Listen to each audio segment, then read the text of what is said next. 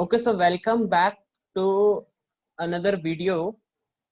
Actually ये video बनाने का पर्पस ये है कि हमने आज से 1 ईयर पहले सेम टॉपिक पे वीडियो बनाया था, मगर उसमें काफी कमेंट्स ऐसे आए कि वो वीडियो ब्लर है, समझ में नहीं आ रहा है उस वीडियो के ब्लर होने के कारण। तो हम उस वीडियो के लेक्चर को दोबारा से रिकॉर्ड कर रहे हैं ताकि और क्लियर वे से वो चीजें आपको समझ में आए और क्लैरिटी के साथ आपको वो चीजें दिखे। तो इसीलिए जो कैलेंडर एंड बर्न्स का एक्सपेरिमेंट है इसको हम लोग दोबारा रिकॉर्ड कर रहे हैं और ये पीडीएफ आपको इस बार डिस्क्रिप्शन में लिंक दे दिया जाएगा, आप वहां से कॉपी करके नोट डाउन कर सकते हैं। एक्सपेरिमेंट इजी है, लेकिन समझ में आए तो इजी है, अदरवाइज टफ है।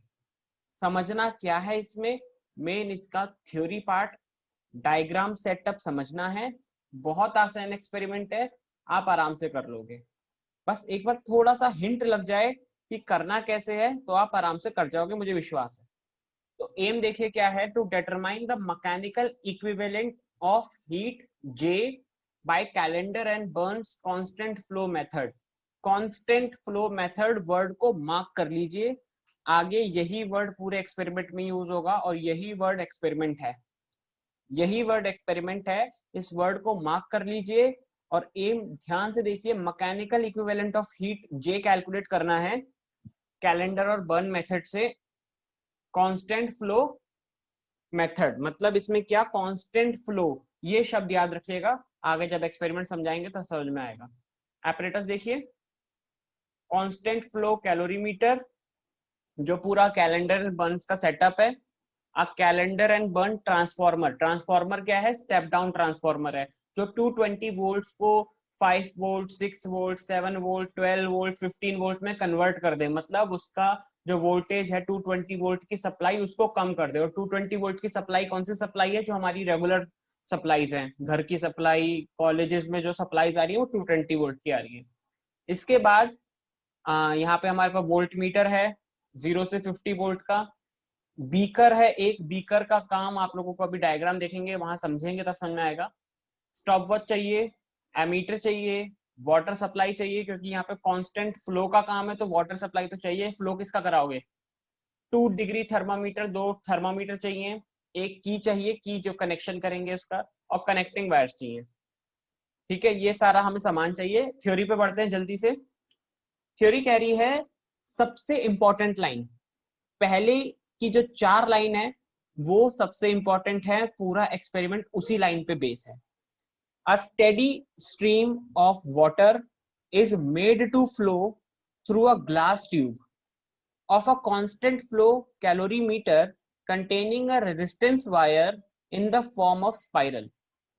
एक स्टेडी स्ट्रीम वाटर की बनाना जरूरी है ग्लास ट्यूब में, जिसमें रेजिस्टेंस वायर लगी हुई है स्पाइरल फॉर्म में। ये स्टेटमेंट याद रखो, ये आपका थ्योरी है, ये आपका प्रिकॉशन है और यही आपका एक्सपेरिमेंट है। फ्लो कांस्टेंट होना चाहिए पानी का, पानी सूखना नहीं चाहिए, ये स्टेटमेंट ध्यान रखना। एक्सपेरिमेंट जब समझेंगे तब समझोगे आप कि हाँ ये क्यों बोला जा रहा है। ठीक है, बाकी थ्योरी में इसमें एक्स्ट्रा और कुछ नहीं है। When a steady state has been reached, that is the temperature overflow, water does not rise further, ये सब आपको वहां समझाएंगे, सारा प्रोसीजर फॉर्म ही एक तरीके से। ठीक है, और इसमें थ्योरी में एक फॉर्मूला आएगा, फॉर्मूला हम लोगों को देखना है, इंपॉर्टेंट फॉर्मूला है वो फॉर्मूला आपको का ये वाला, the second one, J is equal to V1I1 minus VI M2I2 minus M1I1 into T। और इसमें T2 की वैल्यू क्या है, θ2 माइनस θ1, और T1 की वैल्यू क्या है, θ2 माइनस θ1। मतलब दोनों के लिए सेम आ रहा है, लेकिन T1 T2 क्या है, जब ऑब्जर्वेशन टेबल देखोगे तब समझ में आएगा। ठीक है, ये फॉर्मूला यहाँ से आप नोट कर लीजिएगा। अब आगे बढ़ रहे हैं हम सीधा एक्सप्लेनेशन पे कि करना कैसे है एक्सपेरिमेंट। तो डायग्राम देखना पड़ेगा हमें वहां पे, तो थोड़ा सा इसको छोटा कर लेते हैं।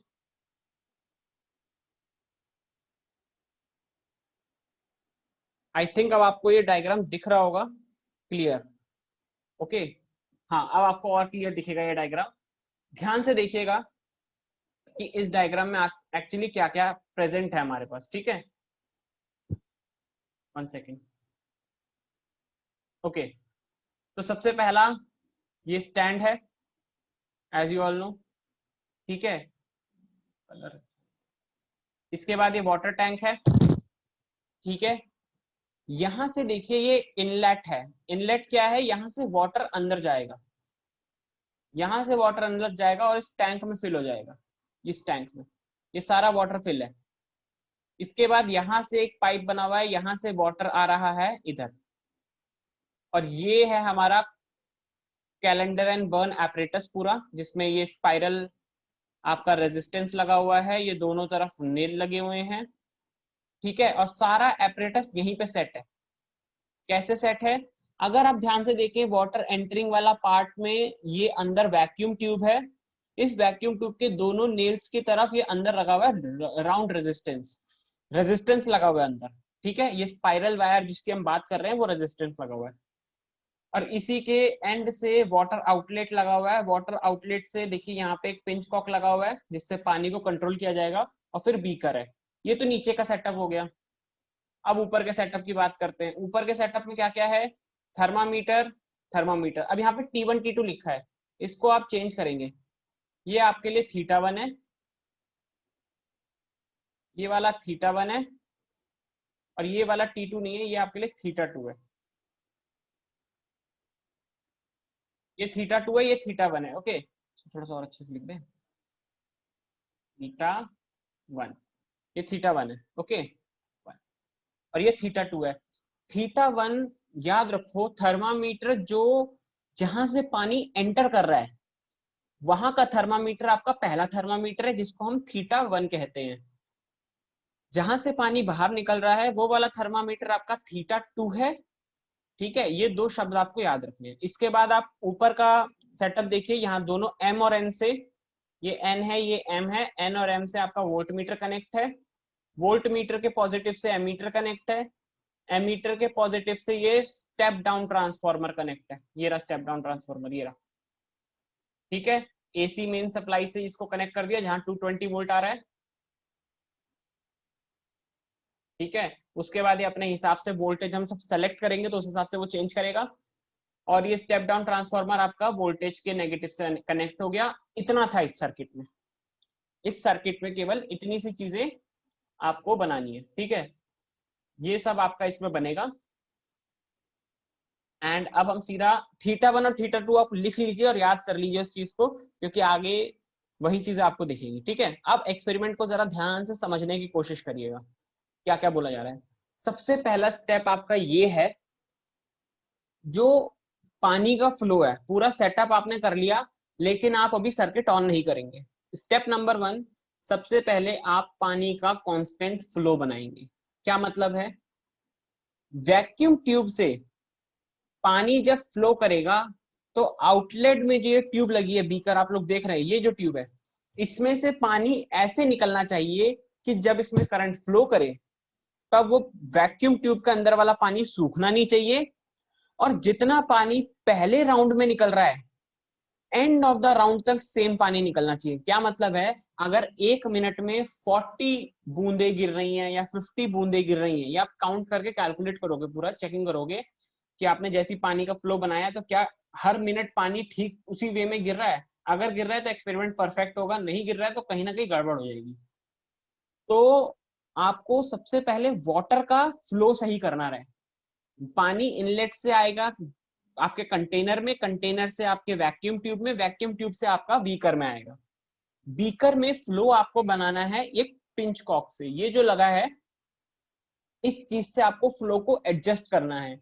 इतना मतलब बहुत तेज पानी भी नहीं निकलना चाहिए, जैसे आपका टैप वाटर निकलता है, बहुत तेज पानी निकलेगा तो पूरा सिस्टम खराब है। पानी ऐसे निकलना चाहिए कि हाइट जो है टैंकर की कम ना लगे, नेग्लिजिबल हाइट कम हो, और पानी वैक्यूम ट्यूब में सूखे ना, कांस्टेंट पानी फ्लो करता रहे। और वहां से पानी जितना फर्स्ट रीडिंग के लिए निकला उतना ही लास्ट रीडिंग के लिए भी निकलना चाहिए। दैट मीन्स पानी एक बार आपने ऑन कर दिया उसके बाद आप पानी बंद नहीं करो, पानी सेम फ्लो से ही बाहर निकलता रहेगा, उसको बंद नहीं करना। जैसे पहले राउंड में वैसे दूसरे तीसरे चौथे पांचवे इनफाइनाइट राउंड्स में पानी का फ्लो वही रहेगा। इसका मतलब सर्किट स्टार्ट करने से पहले आपको पानी का फ्लो बनाना है। ठीक है। और पानी का फ्लो बनाने के लिए और बहुत ऐसे पानी चाहिए, टिप टिप टिप टिप बूंदों की तरह। ये नहीं कि बहुत तेजी से पानी निकल रहा है, बिल्कुल गलत है वो एक्सपेरिमेंट। पानी आपको बूंदों में ही निकालना है, और जो पहली बार आपने सेट कर दिया पूरे एक्सपेरिमेंट के लिए वही सेट रहेगा। ठीक है। जब आपने पानी का फ्लो सेट कर दिया तब आपको ऑन करना है अपना एपरेटस। एपरेटस ऑन करते ही आप लोगों ने देखा होगा आपके पास है step down transformer. Step down transformer में कई सारे वोल्टेज लिखे होंगे, 5 volt, 7 volt, 8 volt, 9 volt, 10 volt, कितने सारे लिखे होंगे। आपको किसी एक पर्टिकुलर वोल्टेज पे अपनी वायर को कनेक्ट करना है। मान लीजिए आपने फॉर एग्जांपल 6 वोल्ट पे उसको सेट कर दिया, ट्रांसफार्मर को आपने 6 वोल्ट पे ट्रांसफार्मर को सेट कर दिया। जैसे ही आपने वो सेट करा और सर्किट ऑन करा, एक वोल्ट मीटर में और एमीटर में एक एक वैल्यू सेट हो जाएगी। क्या हो जाएगी? कोई ना कोई वैल्यू सेट हो जाएगी पर्टिकुलरली। एक पिन आके कहीं ना कहीं जीरो से उठ के किसी 1 एम्पियर 2 एम्पियर पे सेट हो जाएगी, वोल्टेज किसी पर्टिकुलर वोल्टेज पे सेट हो जाएगी। जैसे ही वो सेट हो गई, आपको वेट करना है 15 से 20 मिनट। बैठे रहिए, हिलिए मत। आपका बीकर में पानी भर रहा है, जब पूरा बीकर भर जाए उसको पानी को फेंक के दोबारा बीकर लगा दीजिए। ठीक है, पानी भरते रहने दीजिए, पानी जब तक भर रहा है भरते रहने दीजिए, आपको कोई प्रॉब्लम नहीं है। आपका मेन टारगेट मैं बता दूं, मेन टारगेट आपका है टेम्परेचर को कांस्टेंट करना, पानी का फ्लो बना के रखना। पानी का फ्लो आप लोगों ने बना लिया बिफोर रीडिंग, अब आपको टेम्परेचर कांस्टेंट करना है। अगर आप थोड़ा सा सोचें तो ये गर्म क्यों क्यों होगा और कैसे होगा? गर्म होगा ये करंट के फ्लो की वजह से, जिससे हीट एनर्जी बनेगी इस स्पाइरल में, क्योंकि करंट स्पाइरल के अंदर फ्लो कर रहा है, और स्पाइरल के अंदर फ्लो करने की वजह से करंट में हीट प्रोड्यूस होगा और ये स्पाइरल गर्म होगा, और इस स्पाइरल के गर्म होने से पानी गर्म होने लगेगा। और जब पानी गर्म होगा, एक तो इनलेट है जहां से पानी एंटर कर रहा है, एक आउटलेट है जहां से पानी बाहर जा रहा है। अगर पानी अंदर आ रहा है तो पानी का रूम टेम्परेचर होगा, जितने रूम पे वो टेम्परेचर में पानी था। दैट मीन्स टेम्परेचर जो θ1 है, जो इनलेट की तरफ थर्मोमीटर लगा है, वो टेम्परेचर चेंज नेग्लिजिबली होगा, पॉइंट्स में होगा, मतलब 0.1 हो गया, 0.2 हो गया, 0.3 हो गया, इतना चेंज आएगा। लेकिन अगर आप थर्मामीटर 2 को देखें, जो θ2 है, उसमें चेंज आएगा, क्योंकि टेम्परेचर इंक्रीज कर रहा है पानी का और वो मेजर कर रहा है। दैट मीन्स कितना इंक्रीज कर रहा है वो उसको पता है, और एक टाइम ऐसा आएगा जब वो टेम्परेचर कांस्टेंट हो जाएगा कि इससे ऊपर पानी हीट नहीं हो रहा। हमें उस टाइम का वेट करना है। जैसे ही वो टाइम हमें पता चल जाएगा, हम θ1 की वैल्यू नोट करेंगे, θ2 की वैल्यू नोट करेंगे, यानी कि temperature of thermometer 1, temperature of thermometer 2। जब थर्मामीटर 2 का टेम्परेचर कांस्टेंट हो जाएगा, note this point, temperature constant होना जरूरी है, नहीं हुआ कांस्टेंट एक्सपेरिमेंट गलत है। बहुत प्रॉब्लम्स है इस एक्सपेरिमेंट में गलतियों की, इसीलिए कांस्टेंट होते ही दोनों की θ1 और θ2 नोट करेंगे। फिर सेकंड काम, वोल्ट मीटर और एमीटर की रीडिंग नोट करेंगे। अब आता है इंपॉर्टेंट काम। बीकर में उस टाइम तक कुछ पानी भर गया होगा, उसको फेंकना है। हाथ में लेनी है स्टॉप वॉच। जैसे ही आप बीकर को उस पाइप के नीचे रखते हैं, आपको स्टॉप वॉच ऑन करनी है, तुरंत ऑन करनी है, और 3 मिनट तक वेट करना है। जैसे ही 3 मिनट पूरे हुए, वो बीकर आपको तुरंत निकालना है और स्टॉप वॉच को रोकना है। 3 मिनट जैसे ही पूरे हुए, जितना पानी उस बीकर में है उसको मेजर करो, वेट करो, उसका कितना वेट है, कितने ग्राम है, 20 ग्राम है, 25 ग्राम है, 30 ग्राम है, कितना है, उसको लिखो कि भैया इतना ग्राम पानी है 3 मिनट में। आपको ये नोट करना है। अभी ऑब्जर्वेशन टेबल देखोगे आप, तब आपको ये और अच्छे समझ में आएगा। ठीक है, तो आपने एक रीडिंग ले ली, माना क्या था, स्टार्टिंग क्या थी, पहले फ्लो बनाया कांस्टेंट फ्लो पानी का, उसके बाद हमने स्टेप डाउन ट्रांसफार्मर में एक पर्टिकुलर वोल्टेज पे सेट करा, एमीटर और वोल्टमीटर की एक रीडिंग आई, हमने 15 से 20 मिनट वेट करा ताकि हमारा थर्मामीटर 2 में इसमें टेम्परेचर कांस्टेंट हो जाए। जैसे ही टेम्परेचर कांस्टेंट हो गया, हमने T1 और T2 दोनों की वैल्यू नोट करी, V की वैल्यू नोट करी, A की वैल्यू नोट करी। इन सब की वैल्यू नोट करने के बाद हमने 3 मिनट 3 मिनट पानी फेंकने के बाद, पहले इसमें जो पानी भरा होगा बच्चे उसको फेंकना है, फिर उसके बाद 3 मिनट तक हमने इसके पानी को भरा, और फिर तुरंत हटा के हमने उसको वेट करा कि इसमें कितना लीटर या कितना ग्राम पानी है। ठीक है, ये चीजें हमें करनी है पहली रीडिंग के लिए। अब आप इस पे एवरेज के लिए दूसरी रीडिंग भी ले सकते हैं, बट आप पे डिपेंड करता है, ठीक है। आपने पहली रीडिंग ले ली, आपका काम खत्म हो गया एक ट्रांसफार्मर की वैल्यू के लिए। अब आप क्या करेंगे, जो 6 वोल्ट के लिए करा था अब उसे आप 10 वोल्ट के लिए करिए। तो स्टेप डाउन ट्रांसफार्मर पे गए, 6 वोल्ट से वायर निकाल के 10 वोल्ट पे लगा दी। फिर से एमीटर और वोल्ट मीटर में कुछ अलग अलग वैल्यू आई। अब वोल्टेज बढ़ गया तो करंट भी बढ़ेगा, क्योंकि ओम्स लॉ कहता है V is directly proportional to I। और अगर करंट बढ़ गया तो हीटिंग इफेक्ट बढ़ जाएगा। इसका मतलब थर्मामीटर 2 में अब टेम्परेचर और ऊपर जाएगा, तो उसको जाने दो। T1 में तो जितना रहेगा हो सकता है उससे 1-2 पॉइंट और ऊपर आ जाए, लेकिन अब थर्मामीटर 2 में टेम्परेचर बढ़ना शुरू होगा, ठीक है। और हमें अब थर्मामीटर 2 के कांस्टेंट होने का फिर से वेट करना पड़ेगा। हम फिर से शांति से बैठे रहेंगे, उसका वेट करेंगे जल्दी से कांस्टेंट हो जाए। जैसे ही वो कांस्टेंट हो जाएगा, फिर से T1 T2 मतलब थीटा 1 थीटा 2 की वैल्यू नोट करी, वोल्टेज की वैल्यू नोट करी, एमीटर की वैल्यू नोट करी। 3 मिनट के लिए बीकर से पानी पहले फेंका, जैसी बीकर को पाइप के नीचे रखा, 3 मिनट के लिए स्टॉप वॉच ऑन कर दी। 3 मिनट होते स्टॉप वॉच ऑफ करी, बीकर निकाल के वेट करा कितना मास आया, उसको कैलकुलेट लिख के ऑक्सिलरी और उसमें फाइल में लिख लिया। समझ में आया एक्सपेरिमेंट करना कैसे? नहीं आया कमेंट कर देना, कोशिश करेंगे दोबारा से समझाने की, ठीक है। अभी के लिए समझ में आ गया होगा मेरे हिसाब से। एक बार खुद से भी ट्राई करके देखना अगर आप लोगों को ये चीज समझ में आ रही है तो, क्योंकि पिछले वीडियो पे मुझे बड़ा अच्छा रिस्पांस मिला था, इसका मतलब ये वीडियो भी आपको अच्छा लगेगा, ठीक है। अब हम आगे बढ़ते हैं इसमें ऑब्जर्वेशन टेबल की तरफ, क्योंकि एक्सपेरिमेंट की अब हमारी रीडिंग हो गई है। और प्लीज T1 T2 को याद रखना, थीटा 1 थीटा 2 लेना है, ठीक है। यहाँ पे मैंने गलती से लिख दिया है वो, लेकिन आपको याद होना चाहिए कि मैंने बता दिया थीटा 1 थीटा 2 है, ठीक है। आगे बढ़ रहे हैं हम ऑब्जर्वेशन टेबल की तरफ। अब ऑब्जर्वेशन क्या लेंगे, हमने पूरा एक्सपेरिमेंट कर लिया, V नोट कर लिया, A नोट कर लिया, थीटा 1 नोट कर लिया, थीटा 2 नोट कर लिया, दोनों के मास नोट कर लिए 3-3 सेकंड में, 3-3 मिनट में। अब आगे ऑब्जर्वेशन टेबल कैसे बनेगी वो देखते हैं। तो यहाँ पे आ गए हम लोग कैलकुलेशन पे, कैलकुलेशन देखेंगे बाद में, पहले ऑब्जर्वेशन टेबल।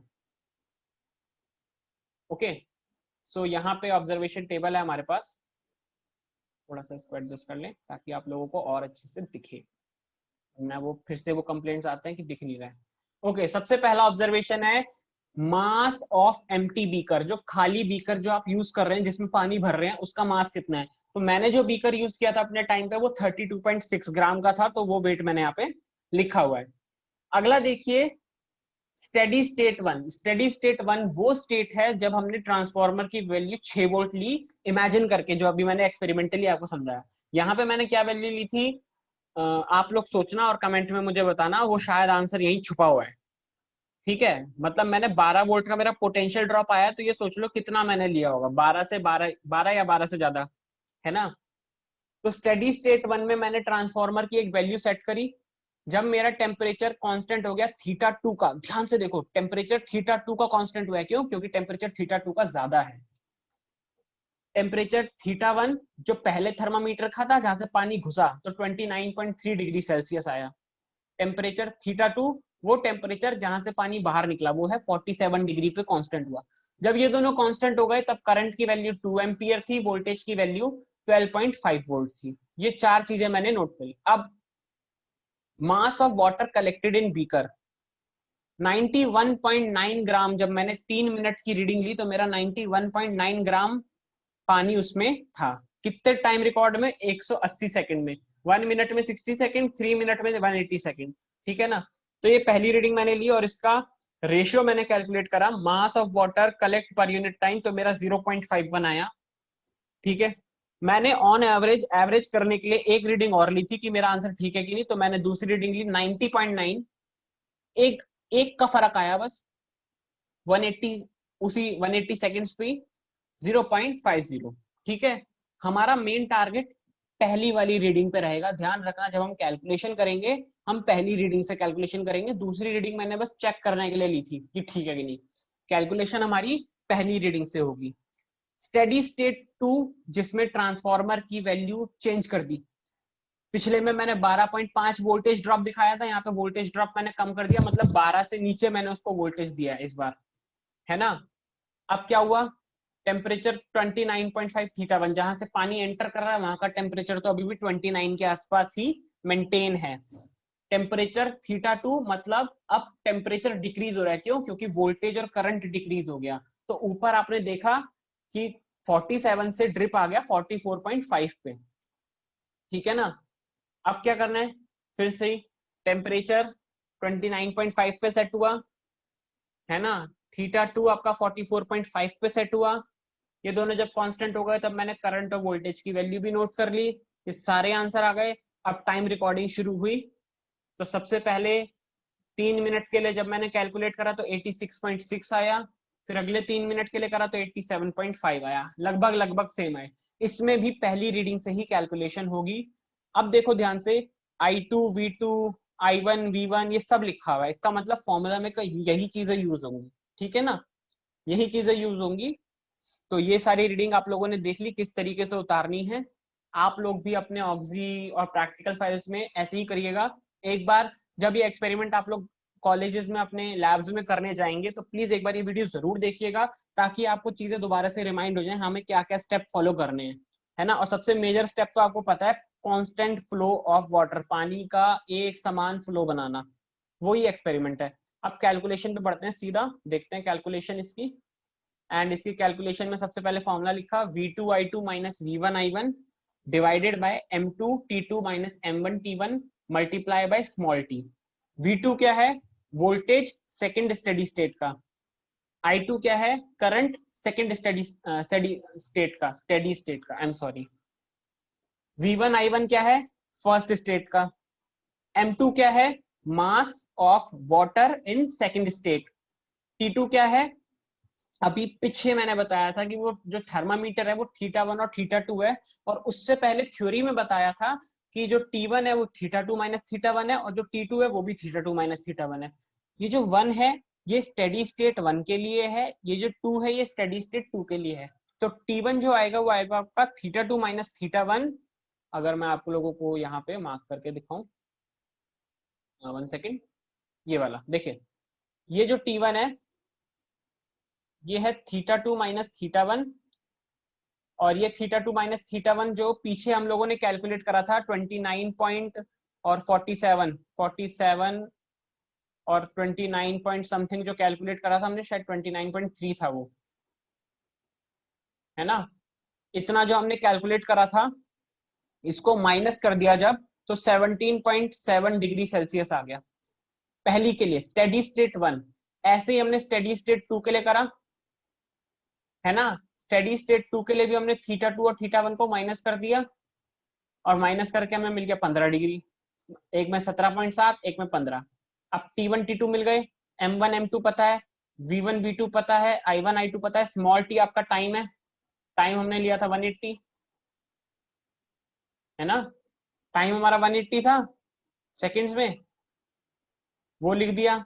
अब सब लिख दिया, नीचे सारी वैल्यू उतार दी, नीचे सब उतार दिया। 10.2 है, लिख दे देखो, ये रहा 10.2, ये रहा 1.75 यानी कि V2I2, ये रहा 10.2 1.75, 12.5 और 2, ये रहा 12.5 एंड 2, 86.6 ये रहा 86.6 ये रहा, इंटू 15 ये रहा 15, M2T2 और M1 और ये T1 ये रहा 17.7 और 91.9। ये पूरा ऑन एवरेज कैलकुलेशन 180 से मल्टीप्लाई होगा, ठीक है। ये सारी कैलकुलेशन करने के बाद 1 सेकेंड, जो हमारा आंसर आएगा वो बड़ा प्यारा आंसर है और अच्छा आंसर है कि हमारा वो आ गया, ठीक है। उससे हमें आसानी हो गई चीजों को समझने में कि हाँ भैया हमारा एक्सपेरिमेंट तो ठीक हो रहा है, और सामने वाले को भी हम समझा सकते हैं। तो ये जो है कैलकुलेशन करने के बाद माइनस से माइनस कटा, 1294.4 अपॉन 327, कैलकुलेट करने के बाद आया 3.95 जूल पर सेकेंड। 3.95 आया, एक्चुअली ये जूल पर सेकेंड, हाँ ठीक है। कैलकुलेट करने के बाद हमारा यहाँ पे ये आया, एक्चुअली ये जूल पर सेकंड नहीं जूल सेकंड होगा, क्योंकि टेम्परेचर टाइम मल्टीप्लाई हो रहा है टाइम इसके साथ, तो आप उसको जूल सेकंड कर लीजिए, पर हटा दीजिएगा वहां से, ठीक है, क्योंकि टाइम देखिए आप मल्टीप्लाई हो रहा है। तो जूल सेकंड आया 3.95 जूल सेकंड। एक्चुअल वैल्यू क्या है, वो है 4.18, वो है 4.18, एक्चुअल वैल्यू 4.18 है। जो हमारी कैलकुलेटेड वैल्यू आ रही है वो आ रही है 3.95। दैट मीन्स कहीं ना कहीं वैल्यू आसपास आ रही है, तो एरर देखते हैं। एरर क्या है? Actual value 4.18 minus calculated value 3.95, है ना, और इसको डिवाइड कर दिया एक्चुअल वैल्यू के साथ 4.18 के साथ। जब आपने इसको सॉल्व करा और 100 से मल्टीप्लाई करा तो आपका एरर आ गया 5.5% का। 5% का एरर आ रहा है पूरे एक्सपेरिमेंट में। इसका मतलब एक्सपेरिमेंट हमारा काफी हद तक ठीक है, काफी हद तक ठीक है। तो हम इसका रिजल्ट लिख सकते हैं, क्या लिख सकते हैं? The value of mechanical equivalent of heat determined and it's equal to 3.95। Percentage error हमारा आया है 5.5% का।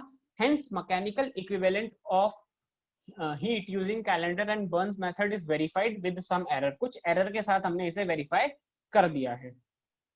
सेम फिर से वही बातें, एक्सपेरिमेंट समझने के लिए दो चीजें बड़ी इंपॉर्टेंट हैं। दो शब्द, एक शब्द बड़ा इंपॉर्टेंट है, कांस्टेंट, क्योंकि इसमें सभी कुछ कांस्टेंट होना है। पानी का फ्लो कांस्टेंट होना है, थर्मोमीटर का टेम्परेचर कांस्टेंट होना है, वोल्टमीटर और एमीटर की रीडिंग्स को कांस्टेंट होना है, सब कुछ एक कांस्टेंट पे आना है ना। इसीलिए इस पूरे एक्सपेरिमेंट का जो मूल सिद्धांत है वो शब्द कांस्टेंट है, ठीक है। उसको ध्यान रखोगे, एक्सपेरिमेंट आराम से हो जाएगा। और बातों को ध्यान रखोगे तब हो जाएगा, और प्रिकॉशंस को ध्यान रखोगे तब हो जाएगा। प्रिकॉशन देखो, आओ। प्रिकॉशन कहता है steady state should be strictly observe. सबसे पहला प्रिकॉशन, स्टेडी स्टेट खराब, एक्सपेरिमेंट गलत। स्टेडी स्टेट को बना के रखो, स्टेडी स्टेट बिगड़नी नहीं चाहिए। No vacuum should be created inside vacuum tube. Vacuum tube के अंदर कोई भी वैक्यूम क्रिएट नहीं होना चाहिए, because it may lead to damage the wire working as resistance. Resistance की तरह जो वायर वर्क कर रही है उसको डैमेज कर देगा अगर वैक्यूम क्रिएट हुआ, क्योंकि वैक्यूम क्रिएट हो गया, उसके अंदर केवल हीट का फ्लो है, और हीट के फ्लो के कारण फिर वो कहीं ना कहीं बहुत ज्यादा करंट फ्लो होगा तो वो डैमेज हो जाएगी। उसके बाद है water should pass the tube before passing the current. जो पहले से बोला जा रहा है, करंट ऑन करने से पहले आपको वाटर का फ्लो बनाना है। वाटर का फ्लो नहीं बनाओगे तो एक्सपेरिमेंट नहीं होगा, ठीक है ना। All the fitting should be air tight and make sure that circuit should be of when not in use. Circuit जब यूज नहीं कर रहे बंद कर दीजिए, ठीक है। और सारी फिटिंग को टाइटली करिए ताकि रीडिंग्स और अच्छी आए, है ना। कई बार ऐसा होता है हमारा तार वार हिल जाता है तो रीडिंग नहीं आ पाती है, तो प्लीज थोड़ा सा एपरेटस को टाइट वाइट रखिए तो रीडिंग्स अच्छी आई। इसमें यही था, इस एक्सपेरिमेंट पे मूल सिद्धांत आपको डायग्राम के थ्रू समझा दिया गया है। मेरे को लगता है आप लोगों को चीजें समझ में आई होंगी। डायग्राम देख के समझ के एक बार एक्सपेरिमेंट को कॉलेज में जब आप लोग जाएं तब करिएगा जरूर, लेकिन इस एक्सपेरिमेंट को अभी समझिए ताकि आपको अभी ये समझ में आ जाए, और फिर जब कॉलेज में जाए तो झटपट झटपट करके अपनी रीडिंग रीडिंग लेके इसको कर दें, और फिर आप बोले प्रैक्टिकल के टाइम कि मुझे तो यही वाला एक्सपेरिमेंट दे दीजिए, बड़े अच्छे से आता है। और ये बहुत अच्छा एक्सपेरिमेंट है और बहुत अच्छे लेवल का एक्सपेरिमेंट है, ठीक है। टीचर पे भी इंप्रेशन अच्छे पड़ते हैं जब आप ऐसे एक्सपेरिमेंट्स को करते हैं खुद से, है ना। तो कोशिश करिए इस एक्सपेरिमेंट को समझने की और करने की। बहुत अच्छे एक्सपेरिमेंट है फिजिक्स में, ये एक्सपेरिमेंट भी बड़ा अच्छा है, ट्राई करिए इसको, ठीक है। मिलते हैं ऐसे ही किसी और लेक्चर में जहां पे हम किसी कॉलेज के प्रैक्टिकल को डिस्कस करेंगे। तब तक के लिए ऑल द वेरी बेस्ट, पढ़ाई करिए और कनेक्ट रहिए हमारे साथ, मेल्स के थ्रू, कमेंट्स के थ्रू, लाइक्स के थ्रू, सब्सक्राइब के थ्रू, शेयर के थ्रू, बेल आइकन के थ्रू। ये सब हमारे को आपसे कनेक्ट करता है, तो प्लीज हमारे से कनेक्ट होइए। जब तक आप लोग कनेक्ट होंगे तब तक हम आपके साथ हैं। जब आप कनेक्ट नहीं होना बंद कर देंगे तो फिर क्या ही होगा, है ना। तो ज्यादा से ज्यादा शेयर करिए इस वीडियो को। मिलते हैं आप लोगों से नेक्स्ट लेक्चर में, तब तक के लिए all the very best. Thank you so much, bye.